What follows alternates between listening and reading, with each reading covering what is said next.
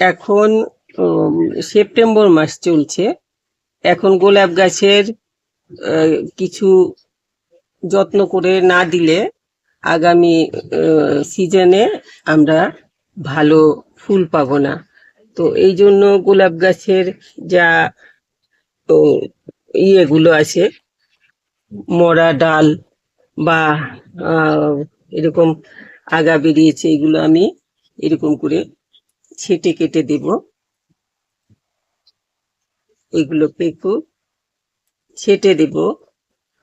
আর এই ডালটাও বেশি ভালো না, এগুলোতে একটু হলুদের গুঁড়ো লাগিয়ে দিতে লাগবে যাতে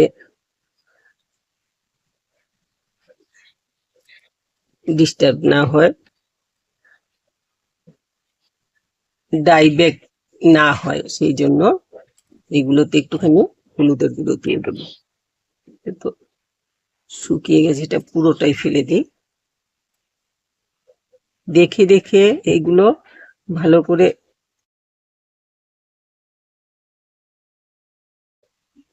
এই ডালটা যে হলুদ হয়ে গেছে, এটা আমি এতখানি কেটে দিলাম।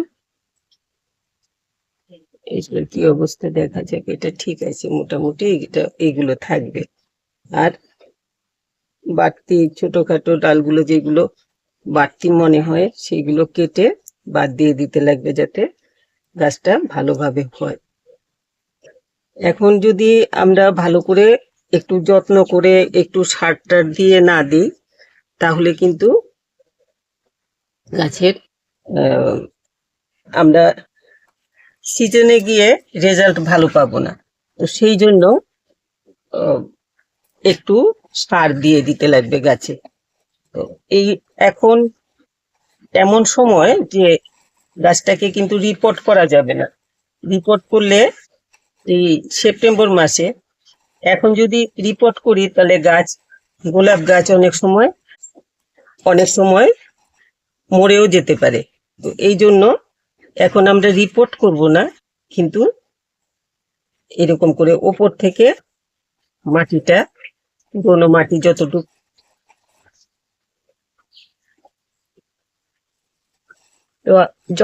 সম্ভব সাইডের থেকে মাটিগুলো আমি তুলে দিচ্ছি।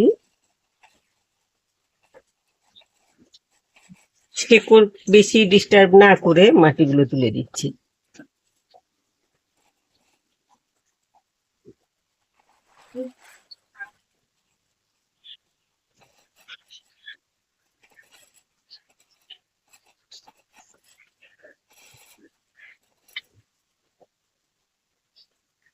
এগুলো তুলে, পুরোনো মাটিগুলো তুলে আমি ফেলে দেব না, এগুলো আবার রোদে দিয়ে শুকিয়ে তারপরে পরে অন্য গাছে ইউজ করা যাবে। তো এরকম করে আমি এগুলো আর তোলা যাবে না, এখন শেকড় বেরিয়ে যাচ্ছে। তো এতখানি আমি তুলে দিলাম। এইখানে কিন্তু এই এখানে বলে রাখছি, এগুলোতে যেমন আমি আগাগুলো কেটে দিয়েছি, তেমন এই যে কলি এসছে, এখন কিন্তু কলিও রাখা যাবে না, কলিটাও কেটে ফেলতে লাগবে। তো নইলে পরে পরে ফুল ভালো পাওয়া যাবে না। আমি এখন একটুখানি এটার জন্য মাটি বানিয়ে নিই। যেই সারটা দেওয়া দরকার, এখন ভীষণ ভাবে দরকার, নইলে গাছ কিন্তু এই যে এই অবস্থা আছে, এই গাছ সিজনে গিয়ে কি ফুল দেবে? ফুল দেওয়ার মতো গাছের ক্ষমতাই নেই। তো এই জন্য গাছটাকে আমি ভালো করে একটু সারটা দিয়ে দেব। এটা অর্ধেক বালি আর অর্ধেক মাটি মিশানো, একদম একদম পুরো আধা বালি আধা মাটি আছে এখানে।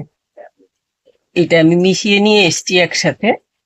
এই যে বালি আর মাটিতে আধা আধা, বেশ খানিকটা বানিয়ে লাভ নেই, গাছে তো খুব বেশি দেওয়া যাবে না।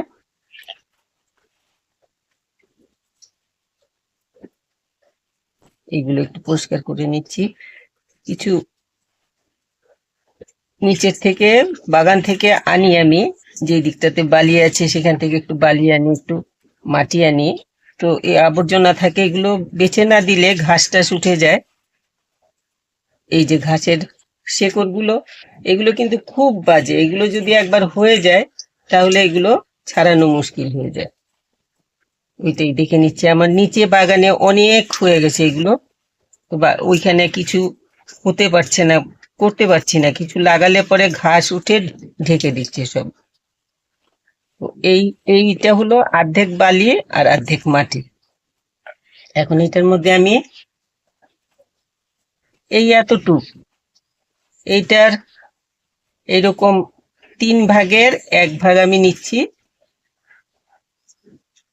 কোকোপিট।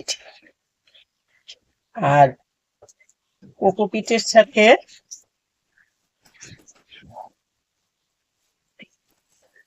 নেব আমি একটুখানি চা পাতার গুঁড়ো। তো এক্ষুনি আমি সামনে পেয়েছি, এটা হলো পুরনো গোবর সার। গোবর সারটা ওই মাটির বালি মাটি যা আছে ওইটার অর্ধেক মতো গোবর সার নিচ্ছি। এখন গাছ যাতে পাতা টাতা ভালো করে হয়ে সুন্দর স্বাস্থ্য ভালো হয় গাছের, সেই জন্য গাছকে আমাদের নাইট্রোজেন সার, তারপর এই সমস্ত সবকিছুই দিতে লাগে আর কি, যাতে গাছের স্বাস্থ্যটা ভালো হয়। এখন এটাতে দিতে লাগবে দিয়ে দিচ্ছি একটু চা পাতা, 2 মুঠ দিয়ে দেব। আর তো পটাশ, ক্যালসিয়াম, পটাশ, নাইট্রোজেন সবই পাচ্ছে। আর একটু ডিমের খোসা গুঁড়ো করা এটা দিয়ে দিচ্ছি, তো ক্যালসিয়ামের জন্য এটা কাজ করবে। আর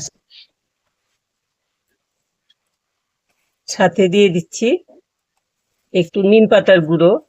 তো সবকিছুই ক্যালসিয়াম, ফসফরাস, নাইট্রোজেন সবই পেয়ে যাবে, গাছের বৃদ্ধির কোনো রকম প্রবলেম হবে না, গাছ সুন্দরভাবে বাড়বে। আর নিম পাতার গুঁড়োটাতে পোকামাকড়ের উপদ্রবটা হবে না, বা কম হবে। হবে না বলতে পারি না, কারণ দিনেও হয়। তো আমরা এগুলোতে আবার একটুখানি এই ওষুধ তৈরি করে রাখি, যে নিম হলুদ দিয়ে যে ওষুধটা তৈরি করি, ওই ওষুধটা বিশেষভাবে আমি ইউজ করি গাছে যখন পোকা হয়। তো এই আমি এটা তৈরি করে ফেললাম। এখন এই যে সাইডগুলো আমি পরিষ্কার করে নিয়েছি, সবগুলো গাছকে করে দিতে লাগবে, নইলে পরে কিন্তু আমরা এই সিজনে গিয়ে ভালো রেজাল্ট পাবো না, ভালো ফুল পাবো না। ফুল খুবই মিনিমাম হয়তো হবে। আর এইটা দেওয়া যে আপনারা যদি এখন এটা করেন, এখন করতেই লাগবে। আর করবেন যখন, এটা যে এতটুক দিতে লাগবে, 1 মুঠ দিতে লাগবে, 2 মুঠ দিতে লাগবে, তেমন কোনো ব্যাপার নেই। কারণ এগুলো আমাদের অর্গানিক সার সমস্ত, এগুলো কোনোটাতে কোনো ক্ষতি হওয়ার কোনো কারণই নেই। এখন গাছ যথেষ্ট পরিমাণে যাতে খাদ্য নিয়ে নিতে পারে, এই জন্য, আর গাছের যাতে বৃদ্ধি ভালোভাবে হয়, কোনো রকম অসুবিধা না হয়, সেই রকম ভাবে দিয়ে দেবেন। তবে যতটুক জায়গা মনে হয় যে আমি এতটুক, আমি বেশি করে বানিয়েছি, অন্য গাছগুলোতেও দেব, একটাতে দিয়ে আমি দেখিয়ে দিচ্ছি। যতটুক জায়গা মনে হয় যে দেওয়া যাচ্ছে দিয়ে দেবেন, গাছ যাতে যথেষ্ট পরিমাণে খাবার পেয়ে যায়। এখন এটাতে আমি ভালো করে জল দিয়ে দেব। আজকে বেশি কড়া রোদে রাখবো না, কারণ বেশি কড়া রোদে রাখলে ওই যে একটু শেকড় উপরে শেকড় একটু নাড়াচাড়ি পড়েছে আজকের দিনই শুধু, তো আমি বেশি করে জল দিয়ে দিলাম। আর একটা কাজ করব, একটু হলুদের গুঁড়ো এনে এখন লাগিয়ে দেবো ওটাতে। এখন আমি এই যে কাটা জায়গাগুলো সব এই জায়গাগুলোতে এই হলুদের পেস্ট লাগিয়ে দেব, যাতে না লাগালে অনেক সময় এই জায়গা থেকে শুকিয়ে ওই ডাই ব্যাক হয়ে যায়।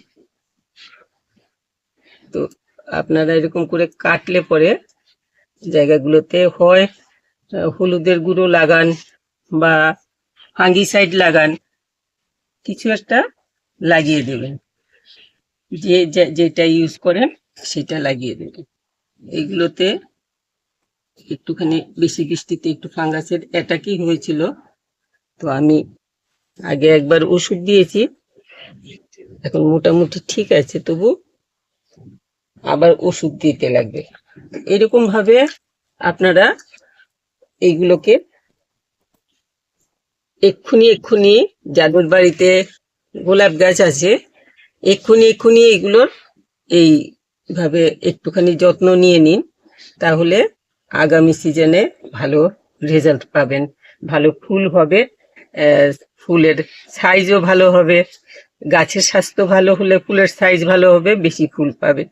আরেকটা জিনিস হলো, এখন মধ্যে মধ্যে 15 দিন পর পর একটুখানি যারা ফাঙ্গিসাইড ইউজ করেন ফাঙ্গিসাইড স্প্রে করে দেবেন, আর যারা ফাঙ্গিসাইড ইউজ করেন না হলুদের গুঁড়ো জলে গুলে ওইটার সাথে সামান্য পরিমাণে এই 1 লিটার জলে 1 চামচ হলুদের গুঁড়ো আর সাথে 1/3 চামচ ডিটারজেন্ট মিশিয়ে স্প্রে করে দেবেন গাছে, তাহলে গাছ এই আগামী সিজনের জন্য পুরোপুরি প্রস্তুত থাকবে ফুল দেওয়ার জন্য, ভালো ফুল দেওয়ার জন্য।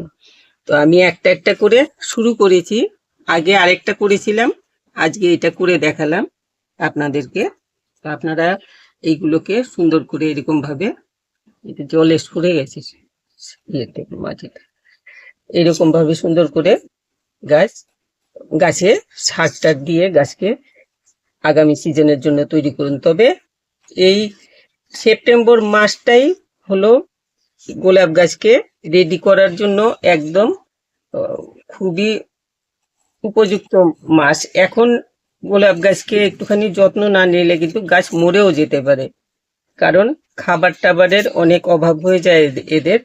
তো এই জন্য এখনই গোলাপ গাছের বিশেষ করে যত্ন নিন। তো এই সেপ্টেম্বর মাসে কি করতে লাগবে গোলাপ গাছের জন্য আমি বললাম, তো বললাম আপনারা এক্ষুনি যাদেরই গোলাপ গাছ আছে গাছগুলোর এক্ষুনি যত্ন নিন। এক্ষুনি এইগুলোর যত্ন না নিলে কিছু গাছ কিন্তু মরেও যায়। তো এই জন্য এদের খাদ্যের অভাব হয়ে যায়, বর্ষাটা যায় তো টবের থেকে সমস্ত খাবার টাবার ধুয়ে বেরিয়ে যায়, তলা দিয়ে তো আমরা রাখি যে জল বেরোনোর রাস্তা না রাখলে পরে পচে যাবে শেকড়, আর জল বেরোনোর রাস্তা দিয়ে তো ধুয়ে কিছু সার পদার্থ যা দেবেন তাই বেরিয়ে যাবে। তো এক্ষুনি এই এই ইয়ে করবে না। আর ওই যে সবজি আর ফলের খোসা টোসা পচা যেই রসটা বেরোয় ওইটা যে আমরা সার হিসেবে ইউজ করি, ওই জিনিসটা খুব হালকা করে মাসে একবার দিয়ে যাবেন, মাসে বা 15-20 দিন পর একবার দেবেন, তাতে পরে গাছ কিন্তু অনেক ভালো স্বাস্থ্য হয়ে যাবে, গাছের চেহারা পাল্টে যাবে, একদম ফুলও ভালো পাবেন। তো এই ছিল আজকে আমি বললাম এই সেপ্টেম্বর মাসে গোলাপ গাছে কি করতে লাগবে, জরুরি করাটা, এইভাবে যত্ন নেওয়াটা জরুরি গোলাপ গাছের জন্য। তো আপনাদের যদি ভালো লাগে একটু লাইক শেয়ার করবেন, কমেন্ট করবেন, আর যারা সাবস্ক্রাইব করেননি একটু সাবস্ক্রাইব করে নেবেন। সবাই খুব ভালো থাকবে।